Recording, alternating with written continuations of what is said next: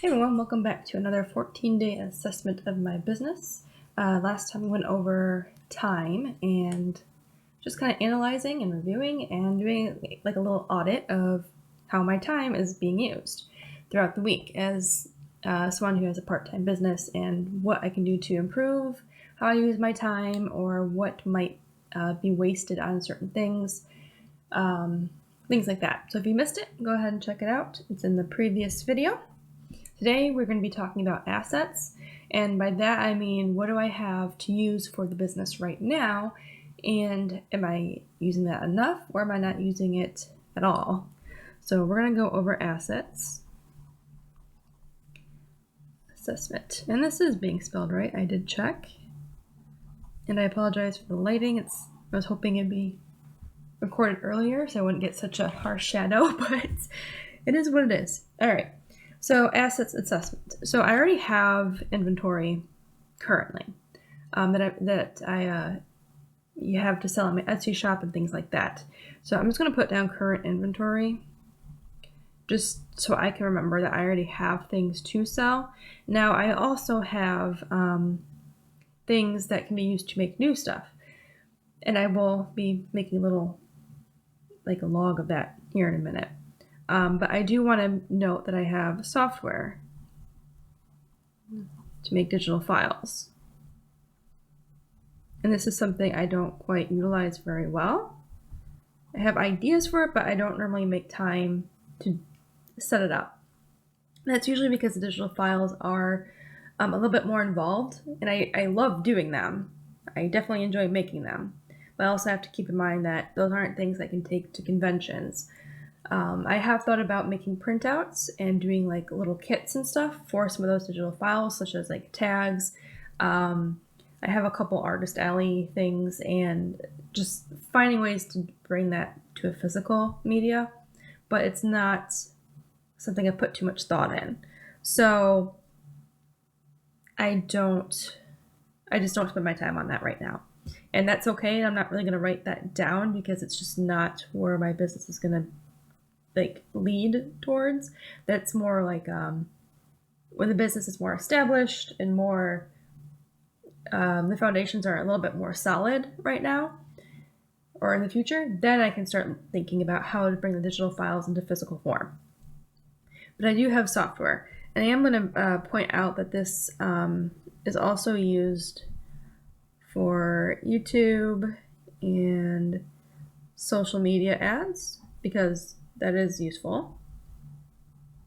I just forgot the A. There we go. This pen's kind of funky. Sorry. But what I also have is a 3D printer. And I have a Cricut. If you're not sure what a Cricut is, it's basically a 2D printer. Or 2D cut printer thing. Or 2D cutter. I don't know. Well, however you want to describe it. It just cuts things out on paper and stickers and all that good stuff. I've used it quite a number of times. And I have not been using it lately, and that's actually not necessarily a good thing because I should. So yeah, I do. And I also have an ink printer, an inkjet printer.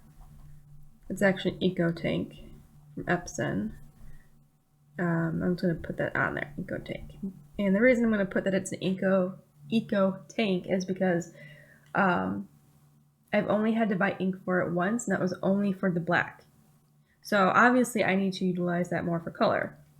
Now it's not like the highest end EcoTank, so you have to keep that in mind as well. Like what can I use that printer for besides signage for tables? But what can I use it for in terms of selling besides making stickers to cut? So that's something I'm going to have to start looking into. Other assets, I do have table display stuff. I'm just going to put that there. Table display for conventions. I think that's like a majority of what I have. I'm not going to include like my drawing tablet because it's not like, it's just kind of the given for what I do. But these are things that I want to kind of keep in mind in terms of creating product and see how I'm actually using them. So my current inventory right now it's starting to move. But I could be better about advertising it for sure. The software that I use for digital files, I also use it for editing and things like that, creating social media ads and promotions and stuff. That I think I'm definitely using to its full potential. I could get a little better about using it for ads though. I do struggle on that. And then 3D printer, I definitely do not utilize this enough. And part of that is making a new product is just time consuming, and making 3D files and sculpting is extremely time consuming. Like, I'm just going to show you this here. Hopefully this is in view. Yes. Okay. So this took quite some time to sculpt and model and test 3D printing, and it wound up just not working out because I couldn't, or because of the way a pumpkin is, it was just not printing right. So the whole thing had to be redesigned and have a different roundness level for the bottom. And that's just a lot of time for 3D printing. It's basically prototyping after you make the sculpt. The sculpt part, I would say, is the easiest. The prototyping is the biggest pain. So that's kind of part of why I don't use a 3D printer as often as I should. For the Cricut, it's kind of similar. It's drawing or making the design is the easiest part, but going to get the cut right and making sure the print is correct and the printer settings, it is also time consuming. And then table display for conventions with my assets, those currently aren't being as utilized because I'm not tabling right now, but those are things I do want to keep in mind, like how can I use that better when I start conventions back up again? You know, better layout, all that good stuff. So I'm going to put down here 3D printer, and I'm going to put Cricut here. I'm just going to start with those two because those are the two most underutilized assets that I have for the business that I could be using to make more money and bring in more revenue and make more unique products. So I'm just going to list the challenges. And really, it's the prototyping. Prototyping to make sure it prints. Cricut, the challenges are kind of similar. Anything with the printer is going to be similar. Prototyping as well. This is more for size. For size, color, and print. Because the cut line is I'm gonna put that down and cut. I don't actually have as many problems with the cut lines anymore because I've gotten used to how the files are set up, and I found a way to make it life easier on myself with that. But sometimes there are occasions where maybe it's a little trickier for some sticker sheets and things like that. But what I can make with the 3D printer is desk accessories, which I do not have a lot of. I do have planners that I do make. They're custom designs. There was something else I wanted to try. I'll just put figurines, or just figures, like not like full-blown resin 3D figure, like actual figures of characters, but maybe some stylistic simple ones that people can paint or something like that. And I can also use it for display usage for tabling.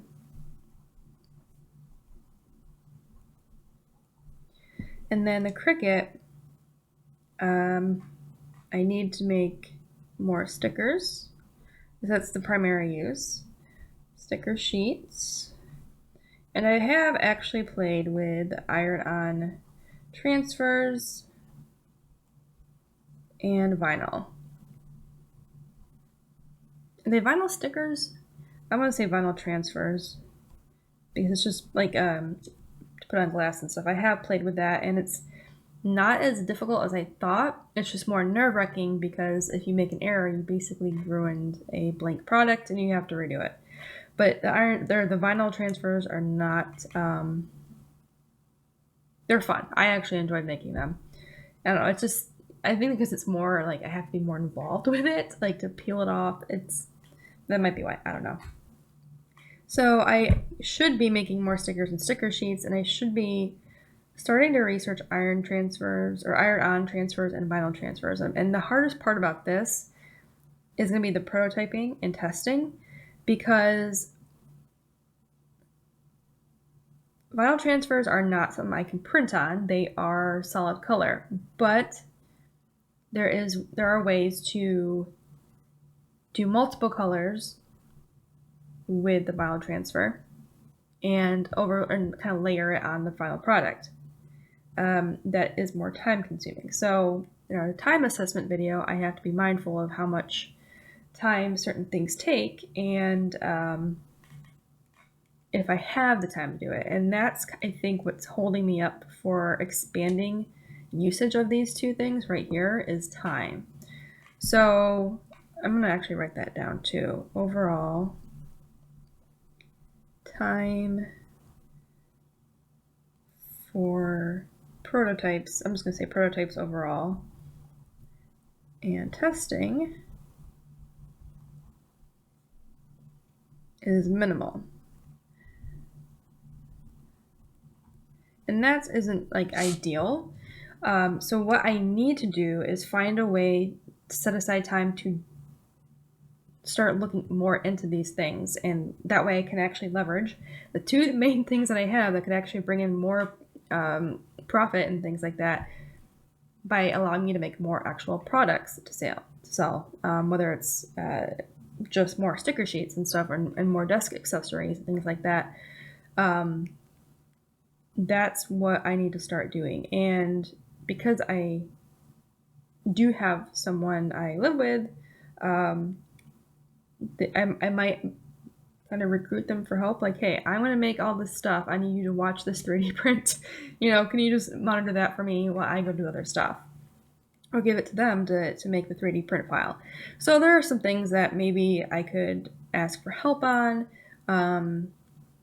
stuff like that. So I'm going to actually put that down. What is this? Solution. Ask for help. Ha ha ha.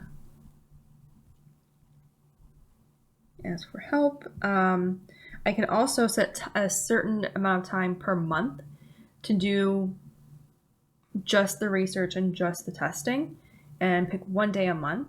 And that doesn't sound like a lot, but just even a couple hours of dedicated to this, I could probably get a fair amount done. So set aside one day a month. And my time and my schedule and everything should be flexible just enough that I can do that.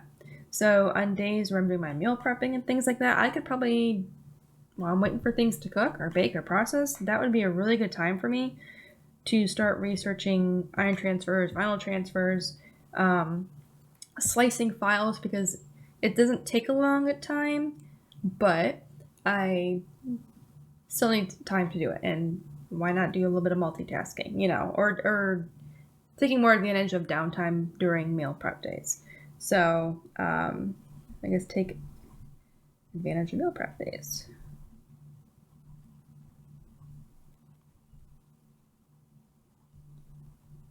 Prep day, downtime. All right. So I think that's a pretty good asset assessment about what I have and what I'm not really using very well. I don't have a lot in terms of business assets. I guess I could go over the inkjet printer as well, but for the time being, I don't want to overwhelm myself with doing all this stuff. And I want to kind of, right now the inkjet printer is for making stickers and sticker sheets, and that's more than enough.